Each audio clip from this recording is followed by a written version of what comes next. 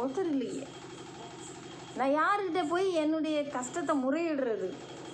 இப்போ எனக்கு வட்டி கட்டணும், மாதம் மாதம் நான் வட்டியை கட்டுவேனா? இல்லை நான் என் வாழ்க்கையை பார்ப்பேனா? சம்பளம் என்னாச்சுன்னு சொல்லி கணவர் கேட்டால் என்ன பதில் சொல்ல முடியும்? பிள்ளைங்க கேட்பாங்க, நான் என்ன பதில் சொல்ல முடியும்? எனக்கு நான் இப்படி மாட்டிக்கிட்டேனேன்னு சொல்லிட்டு அவங்களுக்கு ரொம்ப வேதனையாயிட்டு. அப்போ தான் எனக்கு ஃபோன் பண்ணாங்க, இனி எனக்கு வாழ்வே இல்லை, எனக்கு வீட்லேயும் என்ன செய்ய முடியல, இதை சொல்ல முடியலை. ஏன்னா அந்த நபர் எங்கே போனாருன்னே தெரியலை.